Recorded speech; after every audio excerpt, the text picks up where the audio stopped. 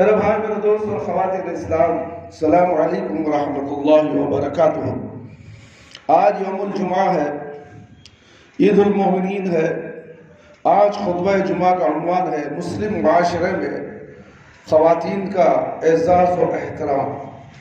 میرے بھائی، میرے دوست، ظہور اسلام سے پہلے ہر تہذیب اور معاشرے نے عورت کو اس کے جائز تمدنی، اخلاقی، معاشرتی اور معاشی حقوق سے محروم رکھا۔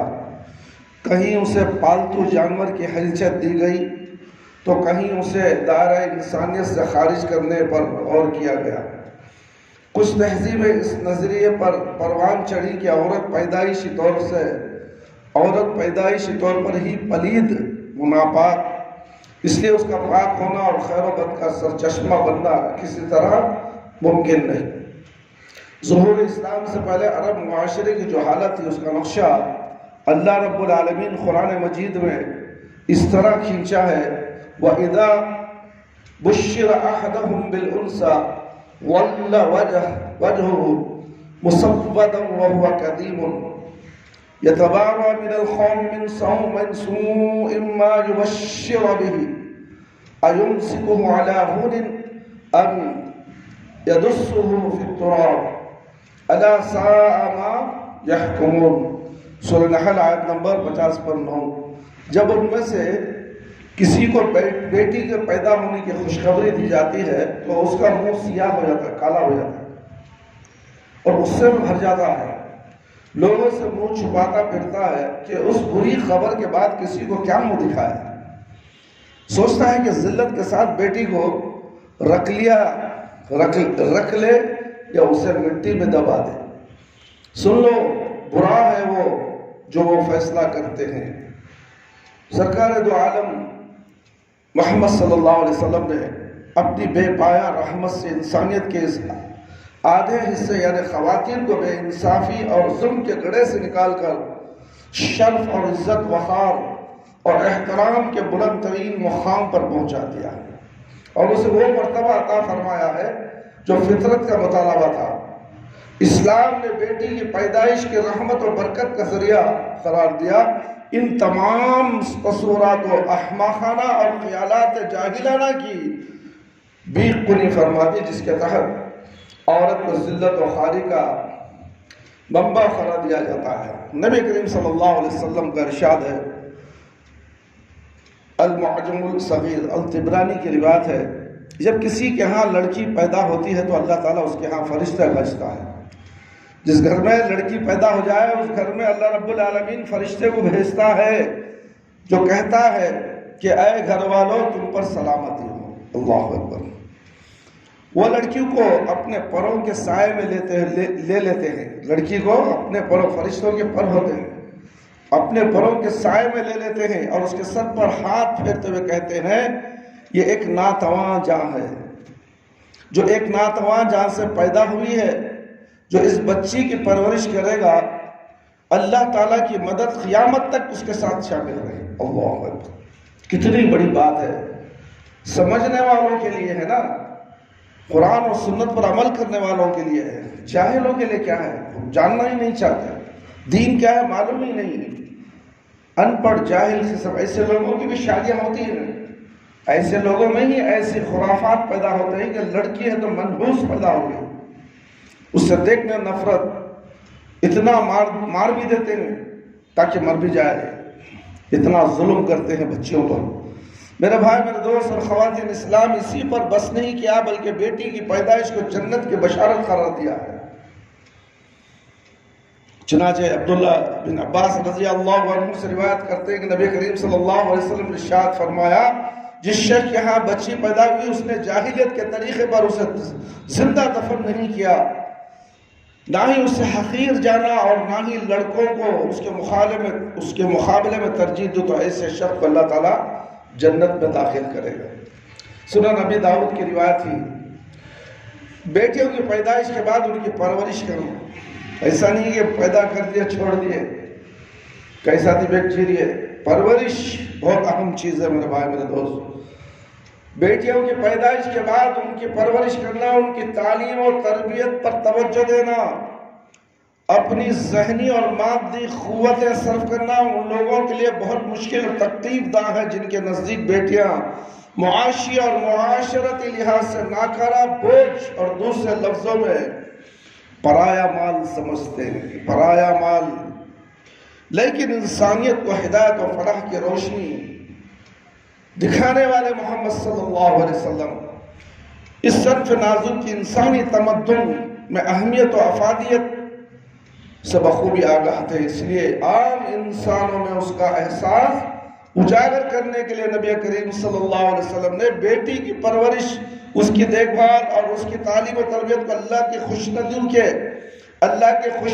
خوشنودی کے حصول کا وسیلہ قرار دیا ہے۔ ام المومنین حضرت عائشہ صدیقہ رضی اللہ عنہ فرماتی ہیں کہ میرے پاس ایک عورت کچھ مانگنے کے لیے آئی، اس کے ساتھ 2 بچیاں تھیں۔ اس وقت میرے پاس ایک کھجور کے سوا کچھ نہ تھا، وہی میں نے اسے دے دی۔ اس نے اس کھجور کو دونوں بچوں میں تقسیم کر دیا، خود کچھ نہ کھایا۔ ماں کی محبت، ماں کی تڑپ، بچے کھانے میں میں بھوکی رہتی ہوں، اللہ اکبر، اور اٹھ کر چلی گئی۔ جب نبی کریم صلی اللہ علیہ وسلم گھر تشریف لائے تو میں نے آپ صلی اللہ علیہ وسلم کی خدمت میں اس عورت کا واقعہ بیان کیا کہ باوجود بھوکی ہونے کے اس نے اپنے اوپر اپنی بچوں کو ترجیح دی ہے۔ یہ سن کر نبی کریم صلی اللہ علیہ وسلم بہت خوش ہوئے اور فرمایا جو کوئی لڑکیوں کے بارے میں آزمایا جائے، یعنی اس کے ہاں لڑکیاں پیدا ہوں اور پھر وہ ان سے اچھا سلوک کرے تو یہ لڑکیاں اس کے لیے دوزخ کی آگ سے ڈھال بن جائیں گی۔ یہ صحیح بخاری کی روایت ہے میرے بھائی میرے دوست، کتاب الزکاۃ۔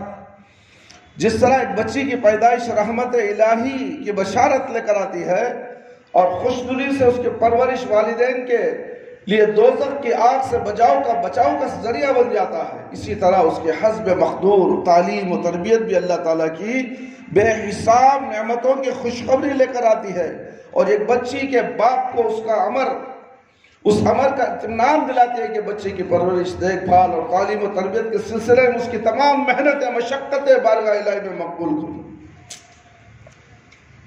واہ واہ واہ، اس قربانی اور ایثار کے لیے فلاح اور کامرانی کا ضامن بن گیا۔ اللہ اکبر، جیتا جاگتا مثال میں خود ہوں۔ میرے 2 لڑکیاں، میں نے ان کو اچھی تعلیم دی، پرورش کیا، اچھی طرح پرورش کیا، ان کی شرک سے دور رکھا، بدعت سے دور رکھا، دنیا کی بھی تعلیم دی، دینی تعلیم بھی دی۔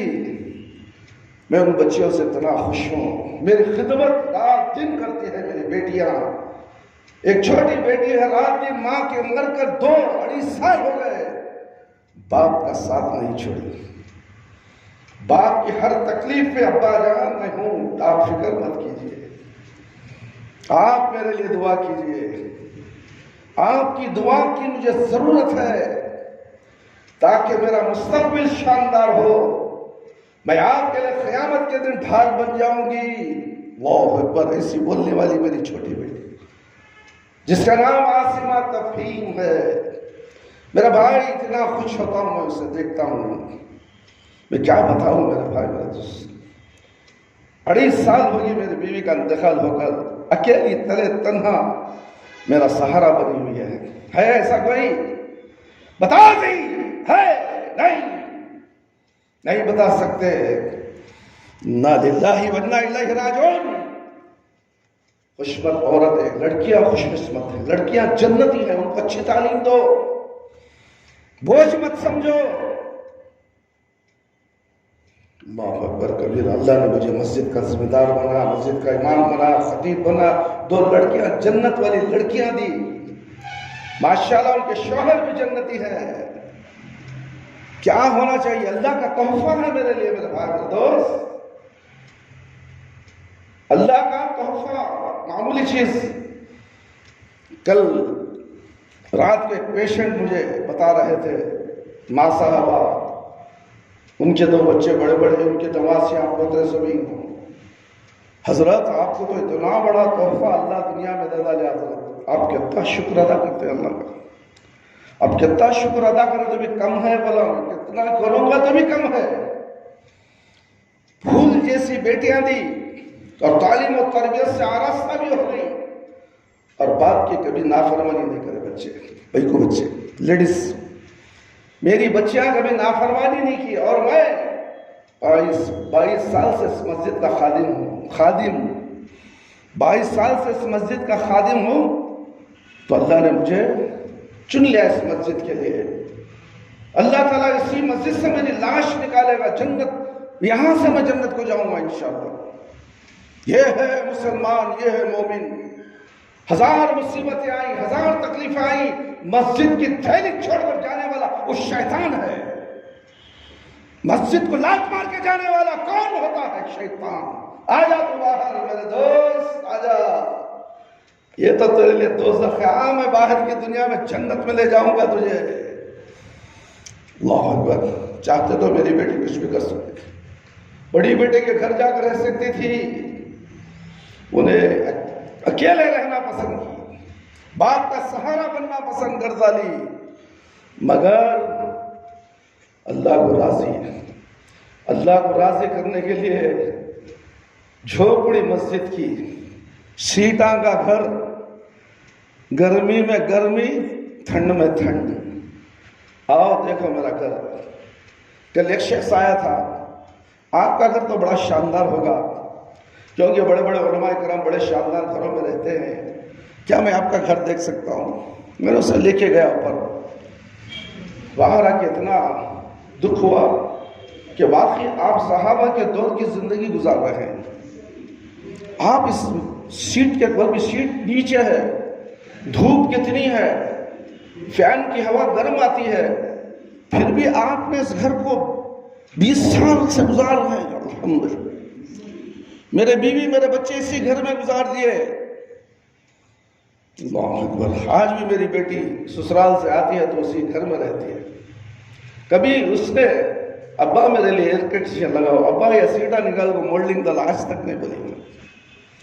میرا دل چاہتا ہے کہ میرے بچوں کے لیے آرائش کا ایک اچھا سا گھر بناؤں۔ میں نے اللہ سے دعا کی ہے، اللہ ایک مولڈنگ کا گھر بنا کے دے تاکہ میرے بچے آئندہ، ان کے بچے آنے والوں، ان کی نسل اس مسجد کی حفاظت کرتے رہیں، آنے والی نسل اس مسجد کی حفاظت کرنے والے بن جائیں۔ ایک لڑکی سے امید رکھ سکتے ہیں مگر لڑکے سے امید نہیں رکھ سکتے، لڑکی سے امید بیٹی سے امید رکھ سکتے ہیں۔ اسی لیے تو بیٹی بیٹی ہوتی ہے میرے بھائی میرے دوست، اس کی حفاظت کرو میرے بھائی میرے دوست۔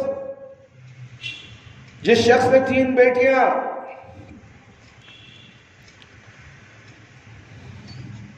جس شخص نے 3 بیٹیاں یا 3 بہنوں کی سرپرستی، کون بھائی بہنوں کی سرپرستی کرتا ہے؟ سرپرستی کون کرتا ہے؟ باپ کے انتقال کے بعد بیٹے کی بڑا بیٹا جو گھر میں ہوتا ہے، اس کے چھوٹے بہن یا بڑے بہن ہو، اس کی ذمہ داری ہوتی ہے کہ میرے بہنوں کی طرف دیکھوں، میرے بہن کیسی جی رہی ہے، کیا یہ اس کی سرپرستی، اس کے سر پر ہاتھ رکھنا ہے۔ مگر یہ ناہنجر دنیا، کچرا دنیا کے اندر ملوث ہو کر نہ باپ کی پہچان، نہ ماں کی پہچان، نہ بہنوں کی پہچان، جوروں کی پہچان۔ واہ کیا زمانہ! قیامت کی نشانیوں میں سے ایک سب سے بڑی نشانی یہی تو ہے۔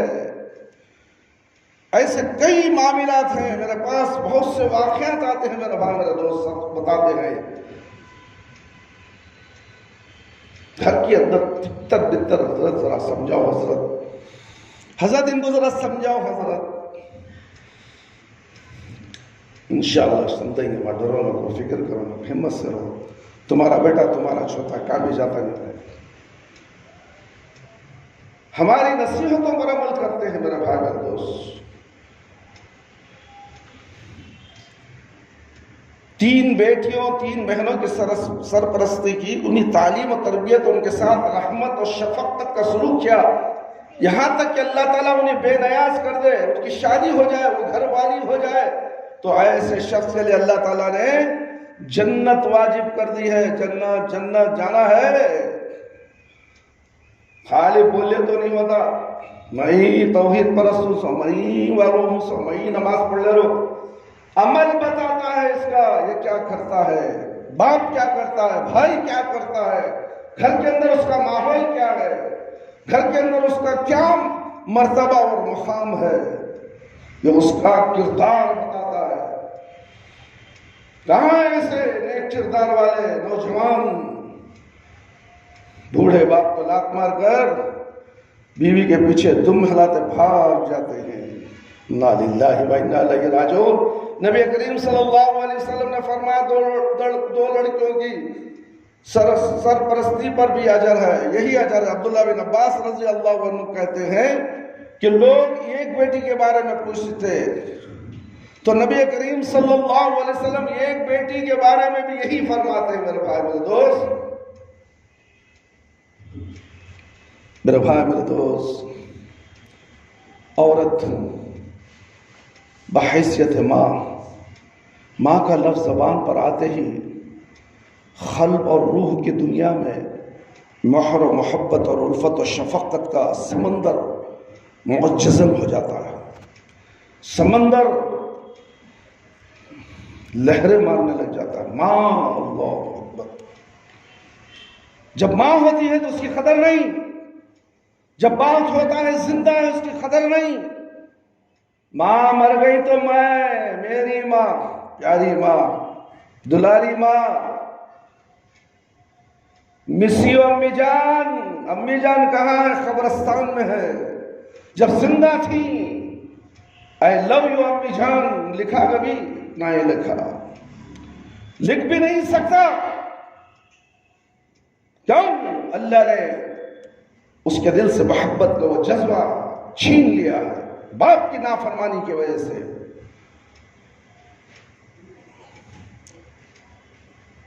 اب بتاؤ میرے بھائی میرے دوست، باہر کی آواز جا رہی ہے، نیچے لیڈیز آتے ہیں، بولا پہلے وہ کرو وہ سنے نہیں تو اب نیچے لیڈیز آئی، اب کیا کرتے تھے وہ آواز آنے کے چکر ہو جاؤ۔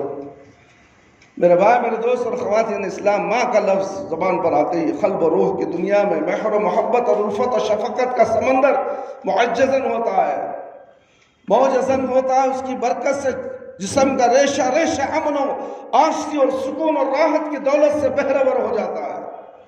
ماں علامت خلوص اور ایثار، بے لوث ہمت و پیار، بے غرضی کی اپنی اولاد کے لیے اس کی رحمت اور اس کی الفت عکس ہے رب العالمین کی صفات رحمت کا۔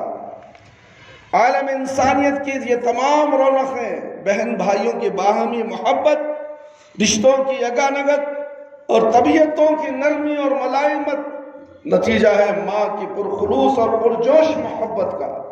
ماں کا دل ہی وہ ہے، وہ سرچشمہ ہے جہاں سے نفرت عداوت کی تپش سے جھلسے ہوئے دلوں اور ذہنوں کو پیار و محبت کا زمزمہ نصیب ہو جاتا ہے۔ یہی وجہ ہے کہ دین فطرت نے ماں کا مرتبہ بھی سب سے بلند اور سب سے اونچا رکھا ہے۔ اس کے قدموں کی سعادت و کامرانی کا خزانہ اور اس کے ہونٹوں سے نکلی دعاؤں کو فلاح و کامیابی کی ضمانت قرار دیا ہے۔ سچی بات تو یہ ہے کہ ماں کی سچی قدر وہی جانتے ہیں جو اس نعمت سے محروم ہو چکے ہیں۔ جن کی ماں ہے اس کی قدر نہیں کرتے میرے بھائی۔ جب ماں دنیا سے چلا جائے، ماں چلے جائے دنیا سے، کیا بازار میں ملتی ہے ماں؟ کیا خرید و فروخت کیا جاتا ہے ماں کو؟ ساری دنیا کی دولت لے کے جا کے خرچ کر دو، ماں نہیں ملتی۔ دنیا کی ہر چیز خرید سکتے ہو مگر ماں کو خرید نہیں سکتے۔ جن کی ماں زندہ ہے، اے نوجوان لڑکوں نوجوان لڑکیوں، میری پیاری ماں اور بہنوں، جن کی ماں زندہ ہے ان کی قدر کر لو، ان کی دعائیں لے لو۔ محمد صلی اللہ علیہ وسلم ہی وہ واحد ہادی اور رہنما ہے جنہوں نے واضح انداز میں دنیا کو بتایا کہ اللہ تعالیٰ کی عبادت اور بندگی کے بعد انسان پر سب سے اہم اور سب سے مقدم فرض اپنی ماں کا احترام اور اس کے ساتھ حسن سلوک کرنا ہے۔ ابو ہریرہ رضی اللہ عنہ بیان کرتے ہیں کہ ایک روز ایک شخص رسول اللہ صلی اللہ علیہ وسلم کی خدمت میں آیا، حاضر ہو کر کہنے لگا، یا رسول اللہ صلی اللہ علیہ وسلم، میرے اچھے سلوک کا سب سے زیادہ حقدار کون ہے؟ آپ صلی اللہ علیہ وسلم نے فرمایا تیری ماں. اس نے پوچھا پھر کون؟ آپ نے فرمایا تیری ماں. اس نے کہا پھر کون؟ اس نے کہا. آپ صلی اللہ علیہ وسلم نے کہا تیری ماں. پھر اس نے کہا پھر کون؟ آپ صلی اللہ علیہ وسلم نے فرمایا تیرا باپ. ماں سے باپ کو الگ نہیں کیا. 3 مرتبہ کا درجہ ماں کو دیا, 1 مرتبہ درجہ باپ کو بھی دے ڈالے اللہ رب العالمین. اس کا مطلب کیا ہے؟ ماں کی بھی قدر و منزلت بتائی گئی اور باپ کی بھی قدر و منزلت بتائی گئی. عبداللہ بن عمر رضی اللہ عنہ سے روایت ہے, یہ صحیح بخاری کی روایت تھی میرا بھائی میرے دوست. عبداللہ بن عمر رضی اللہ عنہ سے روایت ہے کہ ایک شخص رسول اللہ صلی اللہ علیہ وسلم کی خدمت میں حاضر ہو کر کہنے لگا کہ میں آپ کے ہاتھ پر ہجرت اور جہاد کی بیعت کرتا ہوں, اللہ تعالیٰ سے اس کے اجر کا طلبگار ہوں. آپ صلی اللہ علیہ وسلم نے پوچھا کیا تمہارے ماں باپ سے کوئی زندہ ہے؟ جہاد جیسا عمل, خون بہانا, گردن کٹوا لینا ہے جہاد. میں جانا چاہتا ہوں. اللہ کے نبی صلی اللہ علیہ وسلم سے پوچھ رہے تمہارے ماں باپ زندہ ہیں؟ کیا تمہارے ماں باپ کوئی زندہ ہے؟ اس نے عرض کیا ہاں دونوں زندہ ہیں. اس پر نبی کریم صلی اللہ علیہ وسلم نے ارشاد فرمایا اپنے والدین کے پاس لوٹ جاؤ, اپنے والدین کے پاس لوٹ جاؤ, اچھی طرح ان کی خدمت کرو. صحیح بخاری کی روایت. جہاد جیسا عمل, جہاد جیسا ثواب ماں باپ کی خدمت میں ہے. جہاد کو مت جاؤ, خدمت کرو, وہی ثواب تمہیں ملنے والا ہے. کوئی ماں کی خدمت کرنے والا ہے, کوئی باپ کی خدمت کرنے والا؟ جہاد کا ثواب, جہاد کے معنی کیا؟ مر گیا تو سیدھا جنت. ماں باپ کی خدمت سے اللہ جنت دے رہا ہے, جنت سے جہنم سے بچا رہا ہے, بشرط ہی کہ 5 وقت کی نماز پڑھ لے. میرے بھائی میرے دوست اور خواتین اسلام, اللہ سے ڈرو. عبداللہ بن عمر رضی اللہ تعالیٰ عنہ سے روایت ہے کہ ایک شخص اپنے والد کو روتا ہوا چھوڑ کر ہجرت کی بیعت کی عرض سے رسول اللہ صلی اللہ علیہ وسلم کی خدمت میں حاضر ہوا تو آپ نے فرمایا آپ کے باپ, آپ ان کے پاس واپس جاؤ اور ان کی اس طرح خوش کر جس طرح تو ان کو رلا کر آیا ہے. باپ کو رلا کر آیا ہے, جہاد کو جا نہیں سکتا, جاؤ ان کو ہنسا دے, خوش کر دے ان کو, جس طرح رلایا ان کو ہنسا کرا. سنن ابی داؤد کی روایت ہے کتاب الجہاد. عبداللہ بن عمر رضی اللہ عنہ روایت کرتے ہیں کہ شخص رسول اللہ صلی اللہ علیہ وسلم کے پاس آیا, عرض کیا یا رسول اللہ مجھ سے ایک بہت بڑے گناہ کا ارتکاب ہو گیا, کیا اللہ تعالیٰ میری معافی قبول کر کے میرے گناہ معاف کر دے گا؟ آپ صلی اللہ علیہ وسلم نے اسے دریافت کیا کیا تیری ماں زندہ ہے؟ اس نے نہیں میں جواب دیا. تو دریافت کیا کیا تیری خالہ زندہ ہے؟ اس نے کہا ہاں. تب رسول اللہ صلی اللہ علیہ وسلم نے فرمایا واپس جا, اپنی خالہ کی خدمت کر, اللہ تعالیٰ اس کے بدلے تیرے گناہ معاف کر دے گا. سنن ترمذی کی روایت تھی, ابو ہریرہ رضی اللہ عنہ روایت کرتے ہیں کہ روز رسول اللہ صلی اللہ علیہ وسلم نے ارشاد کیا, رسول اللہ صلی اللہ علیہ وسلم نے فرمایا وہ ذلیل و خوار ہو, وہ ذلیل اور خوار ہو, ذلیل و خوار, رجیم رجیم رجیم رجیم. اعوذ باللہ من الشیطان الرجیم. رجیم کے معنی کیا؟ ذلیل و خوار. یہ کسے کہا گیا؟ اللہ تعالیٰ نے ابلیس کو کہا گیا. شیطان جو تھا سجدہ نہیں کیا نا آدم علیہ السلام کو, قال فاخرج منها فإنك رجیم. جاؤ نکل جاؤ میرے سامنے سے, ذلیل و خوار ہو کر نکل جاؤ. ایک نافرمانی, ایک سجدہ نہ کرنے سے ہم کتنے سجدے چھوڑ رہے ہیں, کتنے سجدے. آج فجر کی نماز ہم نے پڑھی, بتاؤ میرے بھائی میرے دوست, ہم نے سجدہ چھوڑ دیا پھر بھی ہم مسلمان. وہ تو اتنا بڑا عبادت گزار تھا, سب سے زیادہ عبادت گزار تھا وہ فرشتہ, مگر اس نے اللہ کے حکم کا انکار کیا, سجدہ کرنے سے انکار کر دیا تو اللہ نے اسے رجیم یعنی ذلیل و خوار ہو جا. ہم دنیا میں ہیں, ہماری 80 سال 70 سال 60 سال کی زندگی, اس میں ہم نے کتنے نمازیں چھوڑی اور کتنے سجدے چھوڑ دیے اور کتنی بار ہم ذلیل و خوار ہو رہے ہیں. ہمیں احساس نہیں ہو رہا ہے, ہمیں احساس نہیں ہو رہا ہے.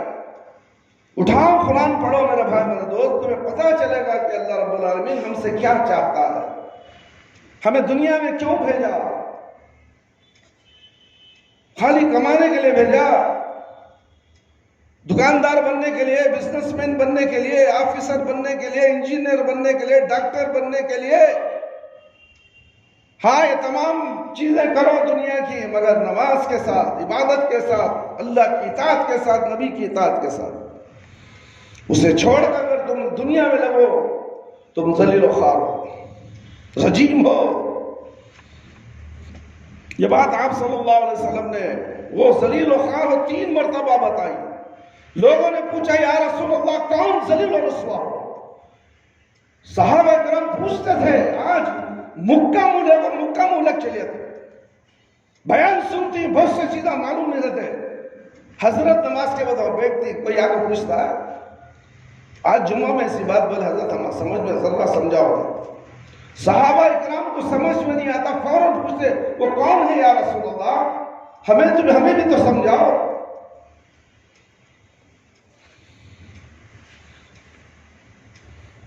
وہ ذلیل و خوار ہو، یہ بات آپ نے 3 مرتبہ فرمائی. لوگوں نے پوچھا یا رسول اللہ کون ذلیل و خوار ہو؟ نبی کریم صلی اللہ علیہ وسلم نے فرمایا وہ شخص جس نے ماں باپ کو بڑھاپے کی حالت میں پایا، ان میں سے ایک کو یا دونوں کو، یا تو باپ مر گئے یا تو ماں مر گئی، یا باپ زندہ ہے ماں مر گئی، باپ مر گیا ماں زندہ ہے،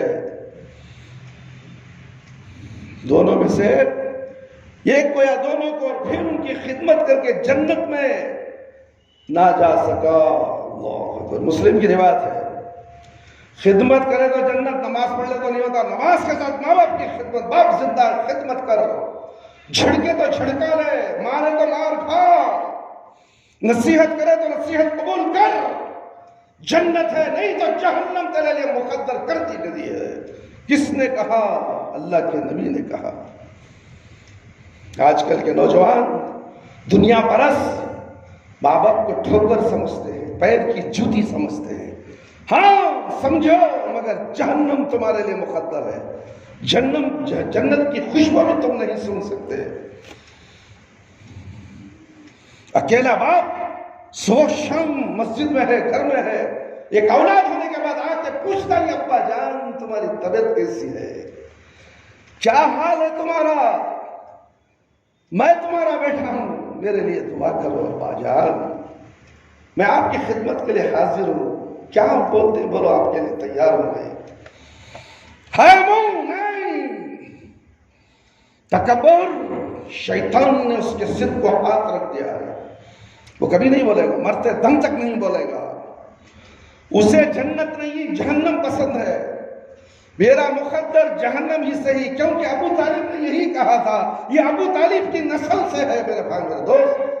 جو باپ کے زندہ ہوتے ہوئے تکبر سے آتا ہے، تکبر سے جاتا ہے. اللہ کے رسول صلی اللہ علیہ وسلم بتاتے ہیں کہ باپ کو ایک مسکرا کر دیکھو، حج کا ثواب ہو جائے. اللہ کی رحمت نازل ہو اس شخص میں. مسکرا کر بات کرنا. اللہ اکبر. کہاں ہے وہ؟ نہیں میں سکوں.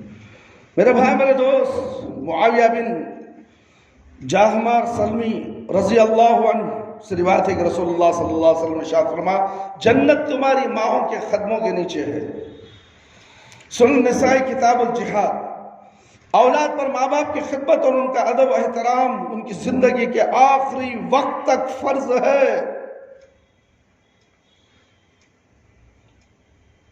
یا تو بیٹے کی آخری وقت تک، یا تو ماں باپ کی آخری وقت. بیٹا زندہ ہے تو ماں باپ زندہ ہے تو ان کی آخری وقت تک.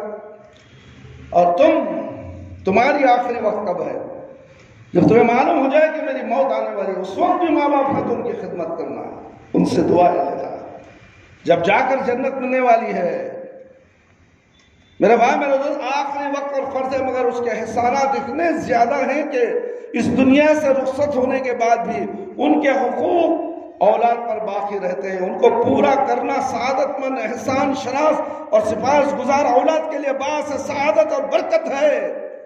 ابو اسید مالک بن ربیعہ سعدی رضی اللہ عنہ بیان کرتے ہیں کہ رسول اللہ صلی اللہ علیہ وسلم نے فرمایا ماں باپ کی وفات پا جانے کے بعد بھی ان کا کوئی حق باقی رہ جاتا ہے جس میں اب ادا کرو.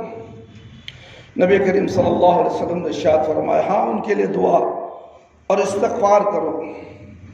ماں باپ کے لیے مرنے کے بعد ان کے لیے دعا کرو، استغفار کرو، اور جو جائز وصیت وہ کر گئے ہو. میں اب بھی میرے بیٹے کو نصیحت کروں کہ مسجد سنبھال لے. یہ وصیت ہے تو کیا ہے؟ وہ نہ ہنجر کو سمجھ میں نہیں آ رہا ہے. میرے جیتے جی نہیں سنبھال سکا تو مرنے کے بعد کیا سنبھالے گا؟ مرنے کے بعد کیا سنبھالے گا؟ 2 آور کے لیے مسجد کو آتا ہے. انا للہ و انا الیہ راجعون. بلکہ باپ صبح سے شام تک 24 گھنٹے ایک دن کے رات اور دن مسجد میں گزار رہا ہے، اللہ کو ڈرتے ہوئے، اللہ کی خدمت کے لیے، اور وہ چیز اس میں نہیں ہے. انا للہ و انا الیہ راجعون.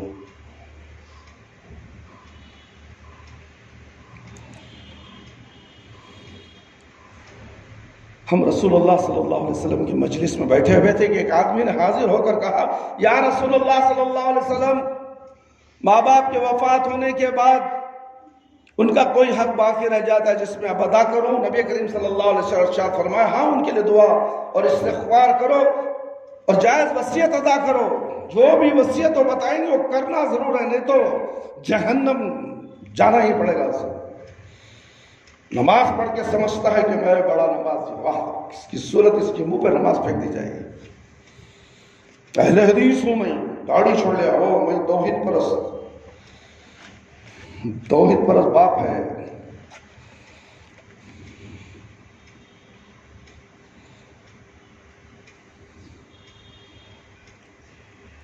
استغفار کرو اور جو جائز وصیت وہ کر گئے ہو اسے پورا کرو، اور جن لوگوں سے ان کی رشتہ داری کا تعلق ہے ان سے اچھا سلوک کرو.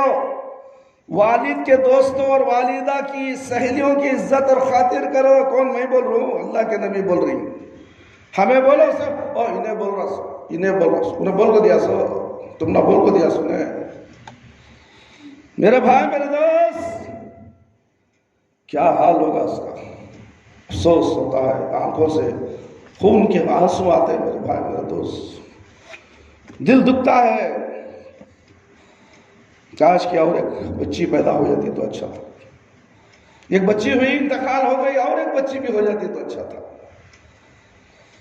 اللہ رب العالمین فرماتے ہیں میرے بھائی، والدین خصوصاً ماں نے اپنی اولاد کے لیے جو تکلیف اٹھائی ہے اور جس طرح اس نے اپنے خون جگر سے اولاد کو زندگی اور توانائی بخشی ہے، اس کے عوض میں اس کے ساتھ اولاد کی طرف سے رجوع، جو رویہ اور طرز عمل ہونا چاہیے، قرآن مجید نے اس کو بڑے ہی دلکش اور مؤثر پیرائے میں بیان کیا گیا ہے. اللہ رب العالمین فرماتے ہیں، وَوَصَّيْنَا الْإِنسَانَ بِالْوَالِدَيْهِ إِحْسَانًا حَمَلَتْهُ أُمُّهُ كُرْهًا وَوَضَعَتْهُ كُرْهًا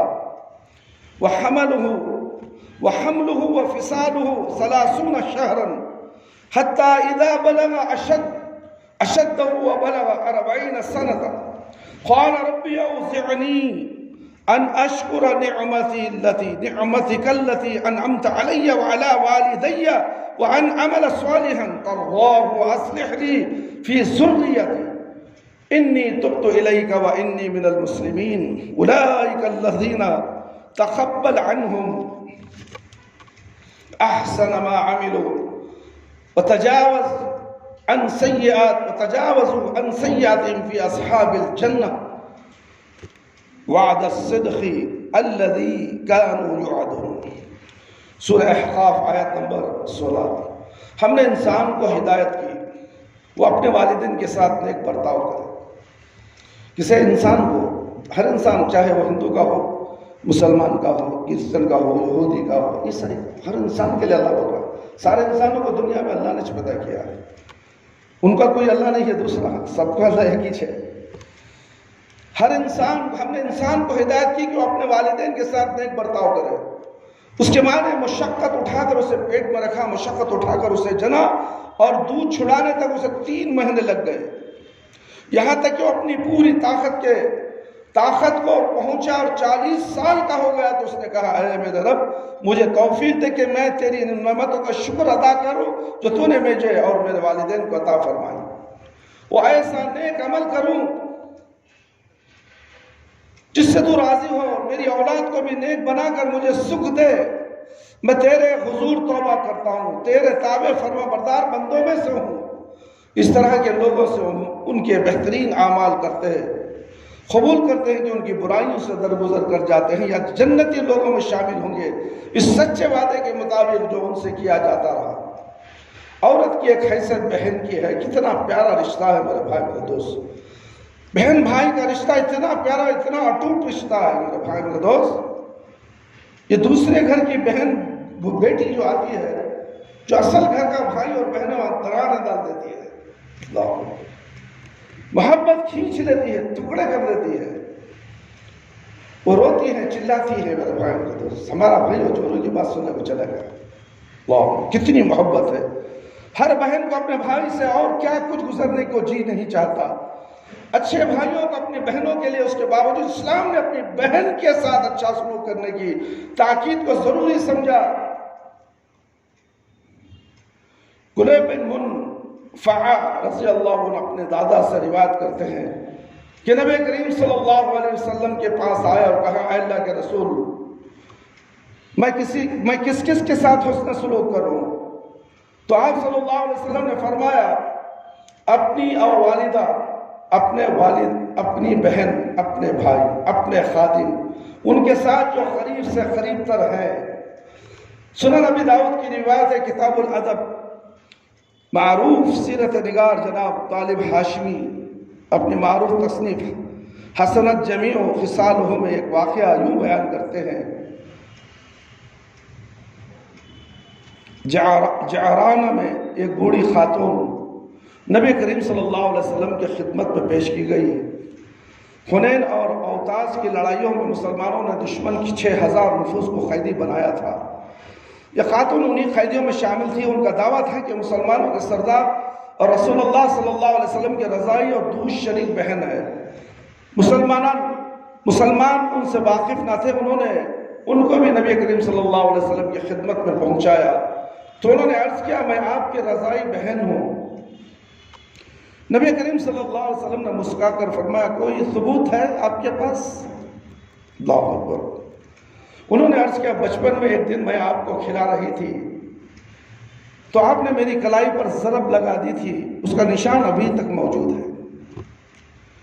نبی کریم صلی اللہ علیہ وسلم کو یقین ہوا کہ واقعی آپ کے رضائی ماں حلیمہ سعدیہ رضی اللہ عنہ کی بیٹی شماہین جو بچپن میں آپ صلی اللہ علیہ وسلم کو کھلایا کرتی تھی۔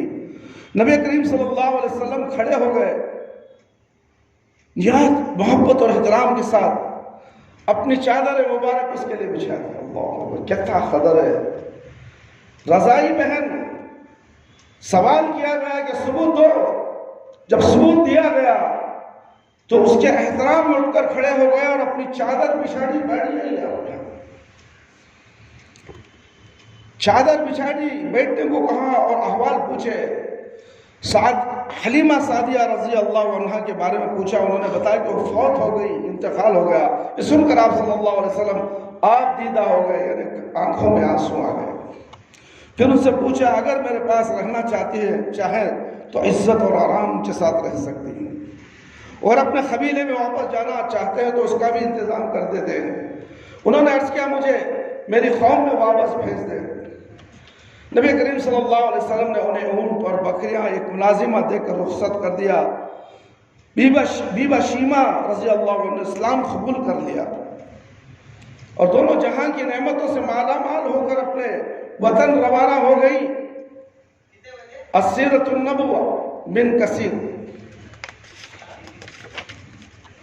خاندان کے قیام اور بنیاد اور تسلسل کے لیے اسلام نے نکاح کا طریقہ مقرر کیا ہے۔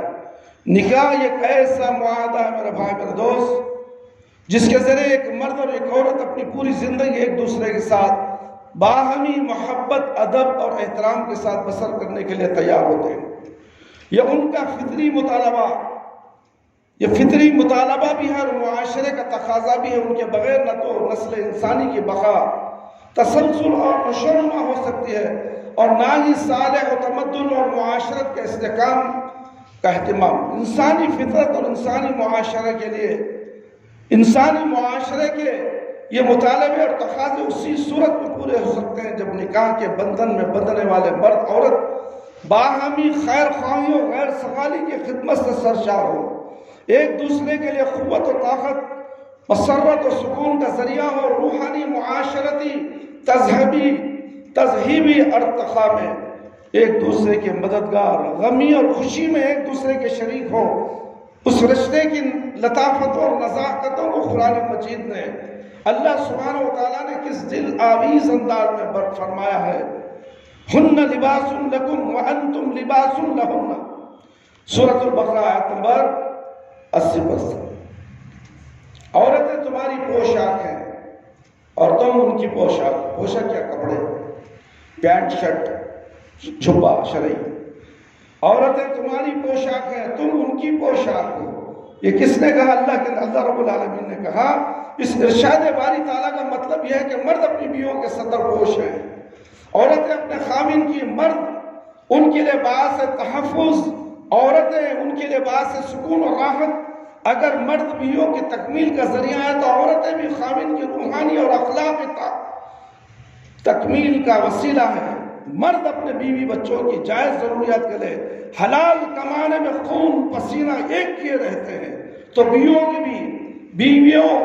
بھی گھر کو خاوند کے لیے جنت بنانے، بچوں کی پرورش اور دیکھ بھال میں کوئی کسر اٹھا نہیں رکھتی۔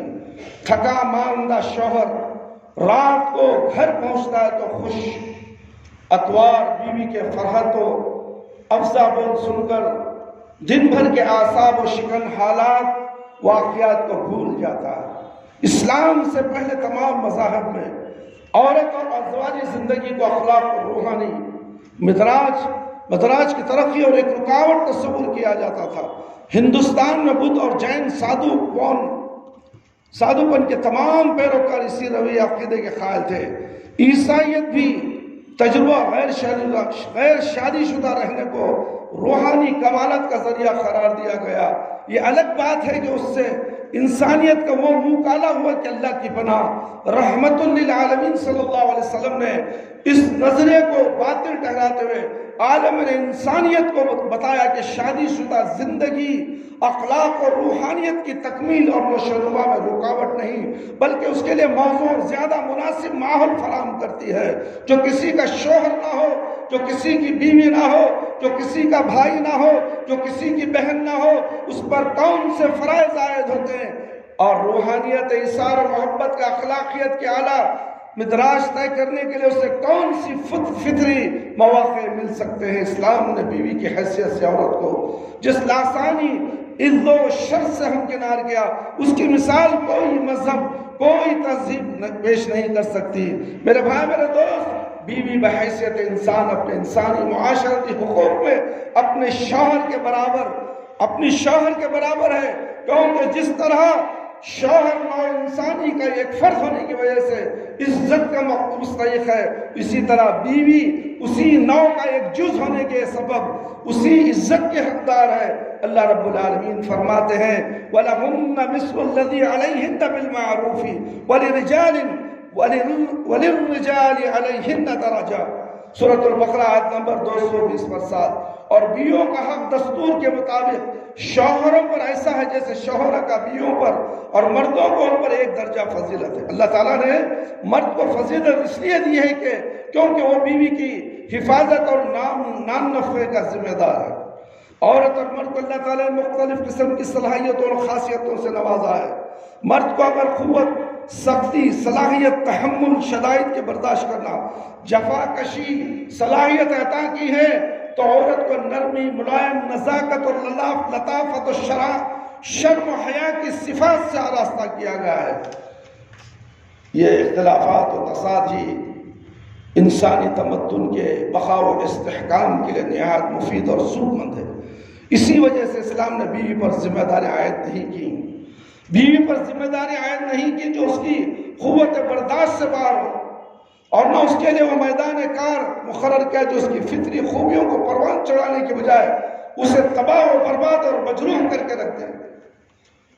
شوہر کو چاہیے کہ اپنی بیوی کو تو کما کر لانا، نہیں لائی تو تجھے کھانا نہیں، تجھے کپڑے نہیں، تو گھر میں بھی نہیں رہ سکتی، یہ ظلم نہیں کر سکتا ہے، شوہر اس پر ظلم نہیں کرتا، اس پر بوجھ ڈال نہیں سکتا، وہ گھر میں رہے گی، گھر کو سنوارے گی، گھر کو جنت بنائے گی، ظلم نہیں میرے بھائی میرے دوست۔ آج کل دیکھو کتنی جگہ مرد بھی کام کرتا ہے، عورتیں بھی کام کرتی ہیں، عورت بھی گھر باہر، عورت مرد بھی باہر، گھر میں کون رہتا ہے؟ شیطان رہتا ہے، سیدھا پڑھے ایسا نہیں پڑھنا، گھر میں کون رہتا ہے؟ شیطان رہتا ہے۔ جب شام میں گھر میں آتی ہیں عورتیں، لڑائی جھگڑا ہوتا ہے، فسادیں پھیل جاتی ہیں۔ میرے بھائی میرے دوست اور خواتین اسلام، بیوی اپنے شوہر کے گھر کوئی لازمی ملازمہ یا نوکرانی نہیں ہے۔ اللہ اکبر، اس گھر کی مالکہ بلکہ ملکہ ہے، شوہر کے گھر کی ملکہ، نوکرانی مت سمجھو بیوی کو ڈانٹ ڈپٹ کرنا، ایسا کیوں نہیں کری، ویسا کیوں نہیں کری، میرا وقت ہو گیا، مجھے چائے دینی، میرے کپڑے نہیں، میرا ساکس کدھر؟ ارے ڈھونڈ لے بھائی، ڈرتا ہے وہ کچھ کام میں لگی ہے تو تیرا کام بھی تو کر لے، چل اس کے کام میں تو بھی ہاتھ بٹا دے۔ یہ روبداری کس بات کی؟ روبداری اسلام میں جائز نہیں میرے بھائی میرے دوست۔ عورت کے ساتھ اچھا سلوک کرو۔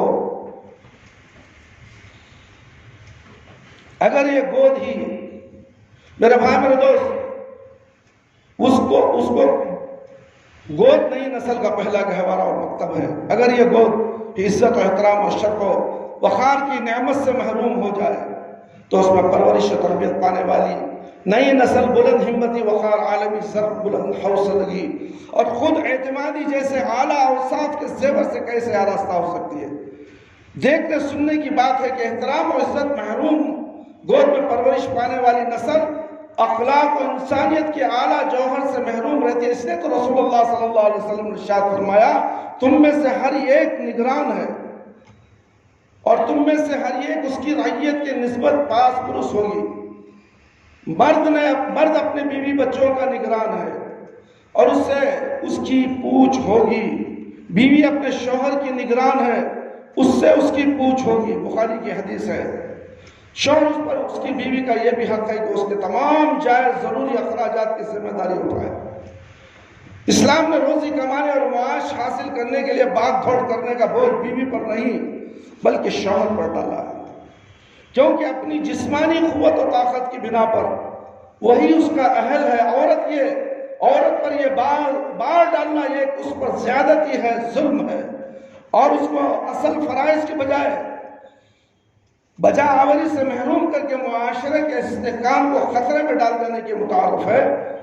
بیوی کے اس حق کو قرآن مجید نے اس طرح بیان کیا ہے، الرجال خوامون علی النساء بما فضل اللہ بعضهم على بعض على بعض وبما انفقوا من اموالهم۔ مرد، سورہ نساء آیت نمبر 30 پر 4، مرد عورتوں کے نگران ہیں، مرد عورتوں کے نگران ہیں، اس وجہ سے اللہ تعالیٰ نے ایک تو دوسرے عورت پر فضیلت دی ہے، اور اس لیے کہ انہوں نے عورتوں کے نان نفقے پر اپنا مال خرچ کیا۔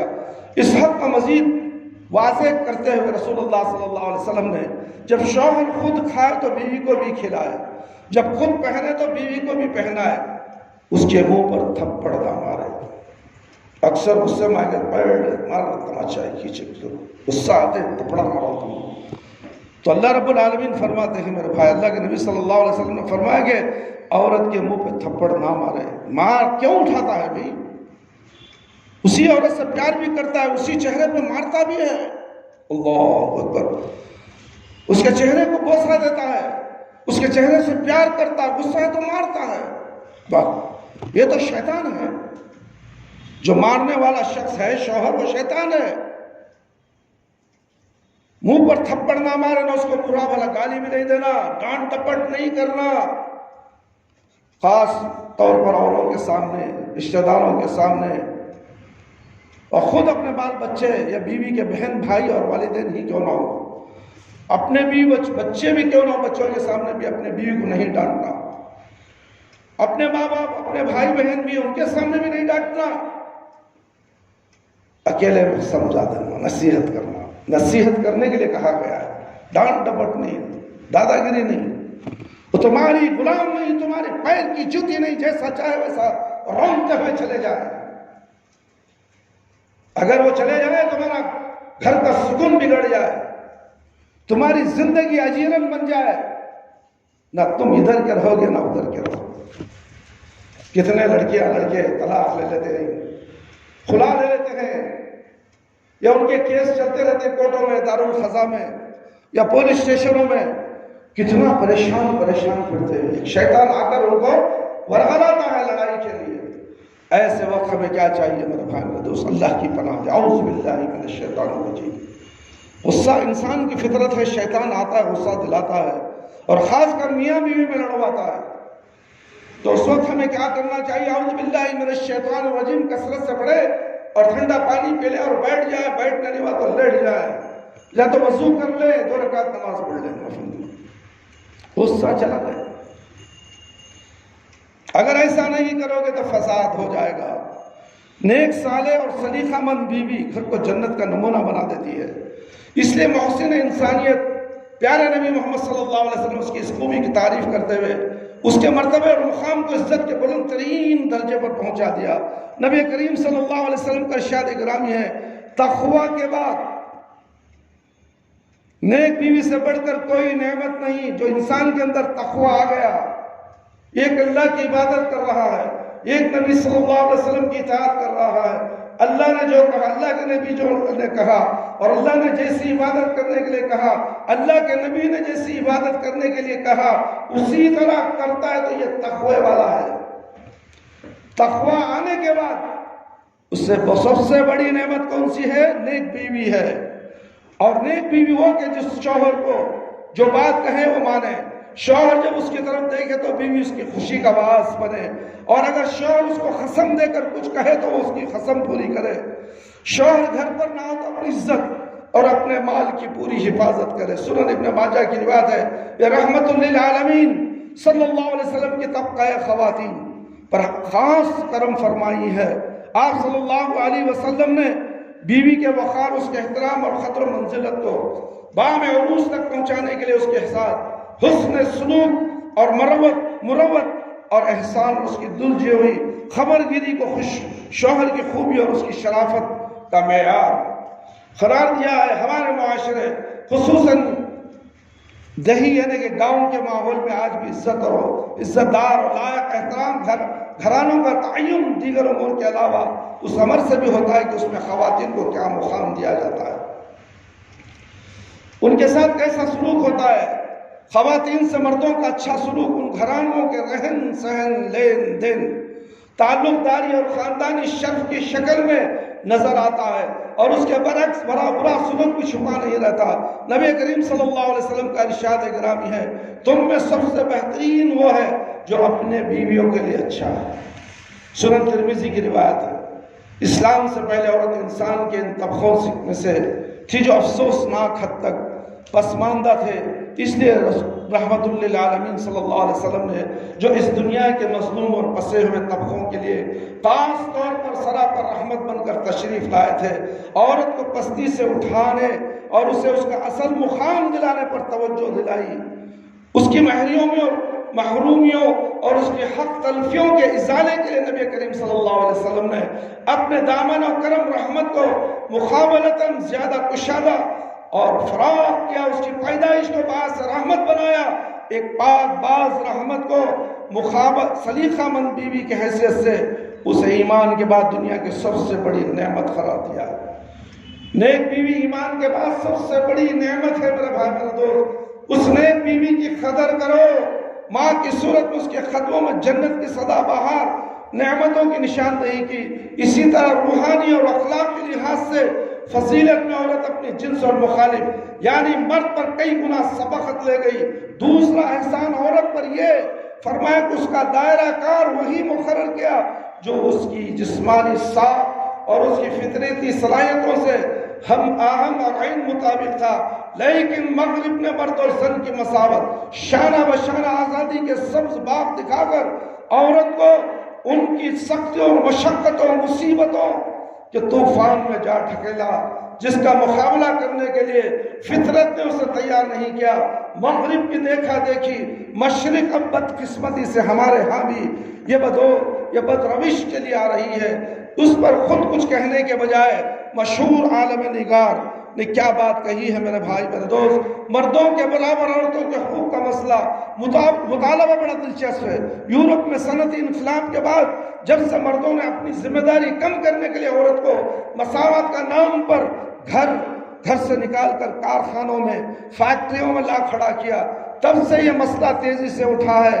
اور تو اور ایسی خواتین بھی آزادی نسوان اور خواتین کے حقوق کے علمدار ہیں، جنہوں نے اپنی فیکٹریوں میں کام کرنے والی نسوان اور خواتین کے حقوق علمبردار ہیں، جنہوں نے اپنی فیکٹریوں میں کام کرنے والے سے دو چار کروایا۔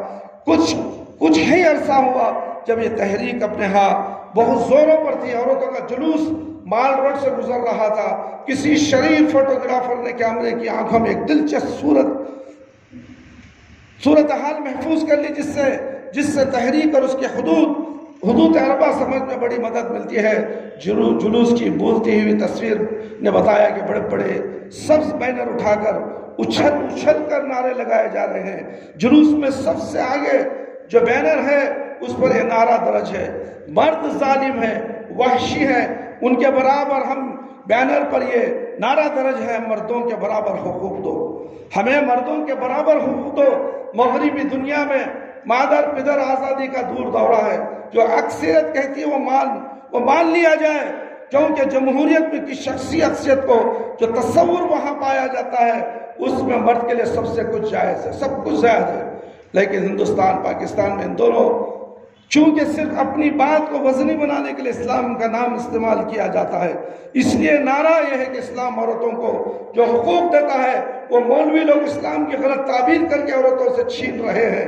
حالانکہ حقیقت یہ ہے میرے بھائی میرے دوست اور خواتین، اسلام سے پہلے تو عورت کو پیدا ہوتے ہی مار دیا جاتا تھا، اسلام نے اسے زندہ رکھا، وراثت میں حقدار بنا کر رکھا، اسے مرد کے برابر کر دیا، مرد کو اس کی حفاظت پر اس لیے معمول کر دیا کہ وہ کمزور تھی اور ہے، اس کی کمزوری کا ذمہ دار مرد نہیں، عورت کی تخلیق تھی۔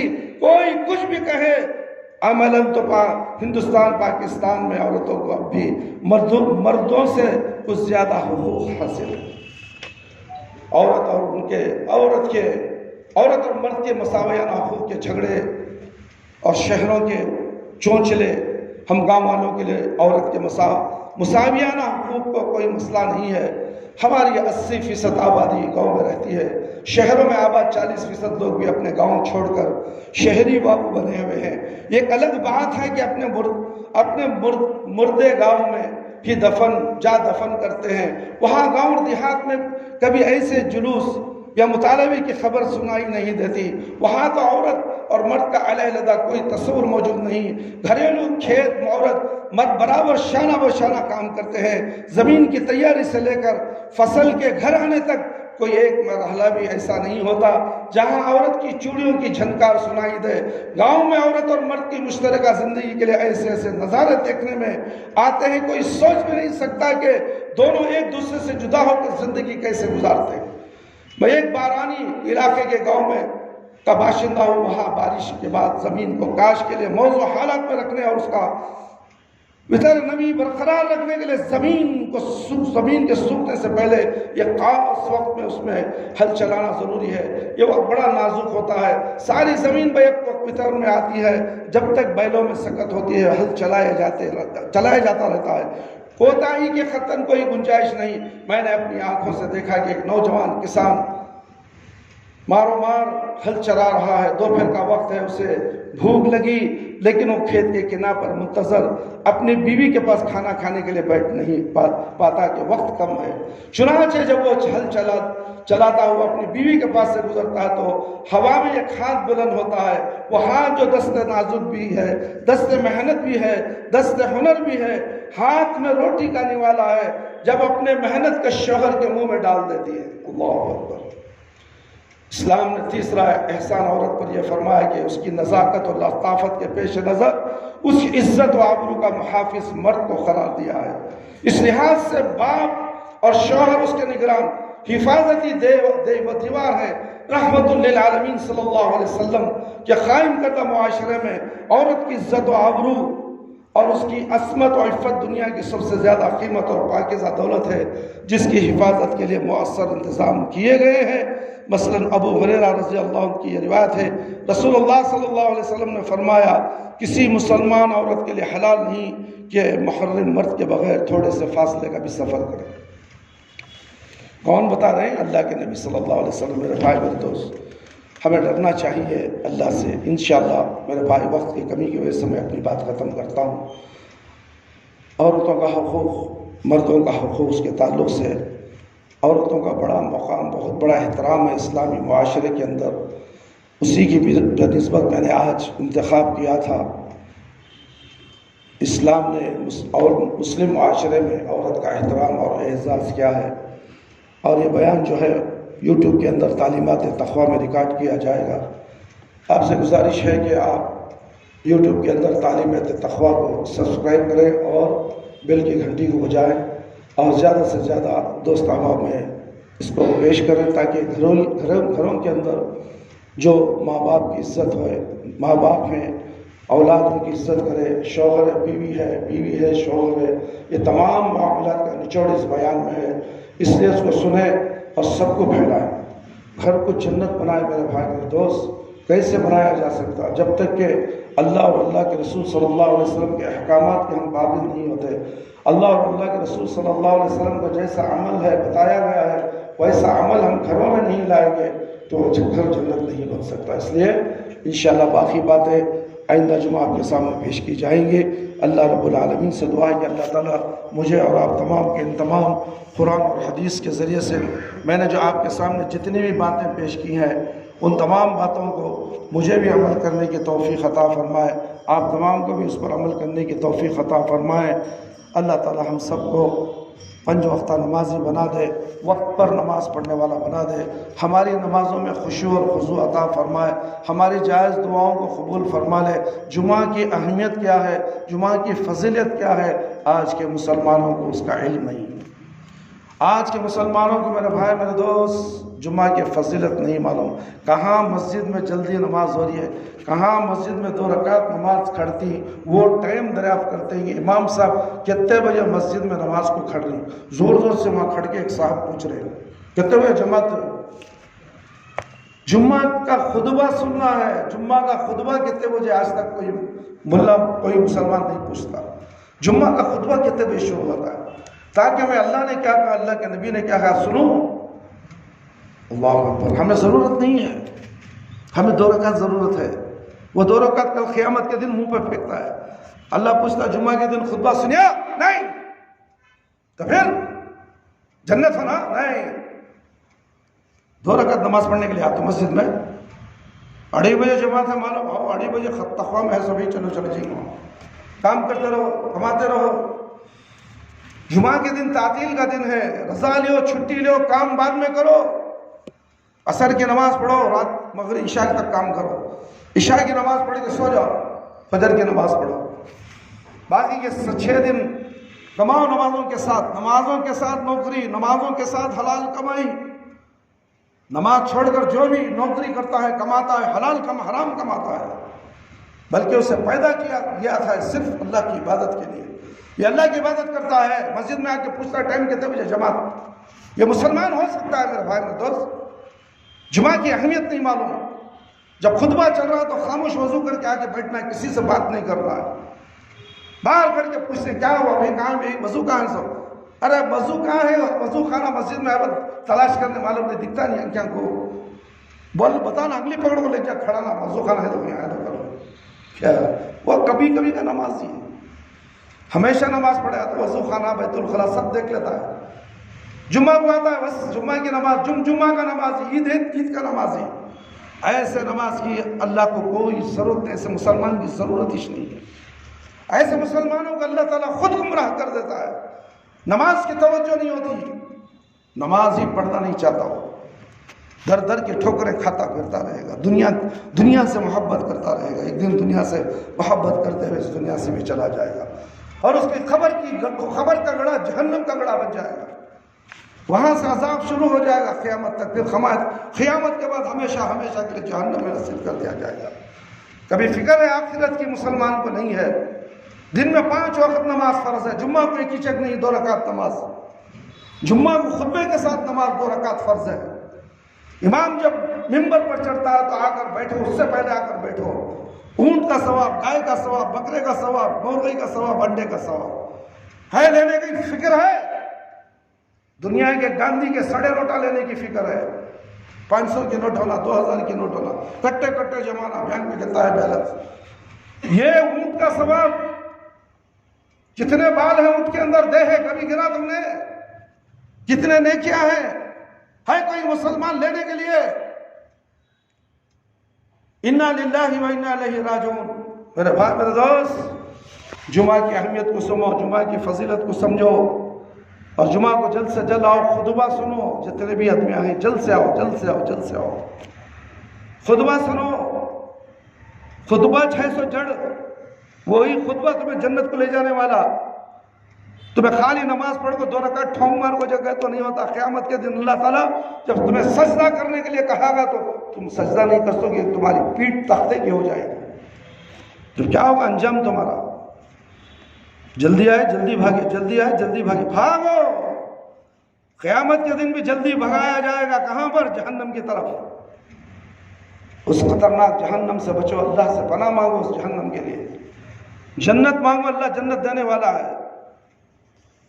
اللہ تعالی ہم سب کو 5 وقتہ نمازی بنا دے، شرک سے بچا لے، بدعت سے بچا لے، اللہ ہم سب کو صراط مستقیم پر چلا دے۔ ہم میں سے جو لوگ پریشان حال ہیں ان کی پریشانیوں کو دور فرما، ہم میں سے جو لوگ بیمار ہیں اللہ تعالیٰ ان کی شفا کل، شفا عاجلہ، شفا کاملہ، شفا دائمہ عطا فرما۔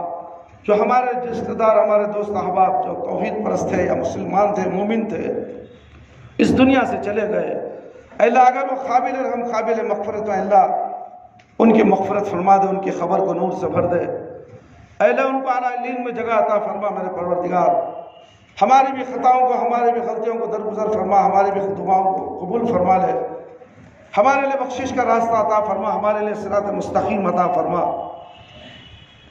اے اللہ قبر کے عذاب سے بچا لے، جہنم کی آگ سے بچا لے، قبر کے سوالات بالکل ہمارے لیے آسان فرما دے، قبر کی تاریکی کو روشنوں بدل دے، میدان حشر میں رسوائی سے بچا لے۔ اللہ ہمیں موت دے تو ایمان کی حالت میں موت دے، جب ہماری روح ہمارے جسم سے نکلے تو اللہ ہماری زبان پر کلمہ لا الہ الا اللہ محمد الرسول اللہ جاری رہے۔ ربنا تقبل منا انك انت السميع العليم وتب علينا انك انت التواب الرحيم سبحان ربك رب العزة عما يصفون وسلام على المرسلين والحمد لله رب العالمين۔ یا حی یا قیوم برحمتک استغیث۔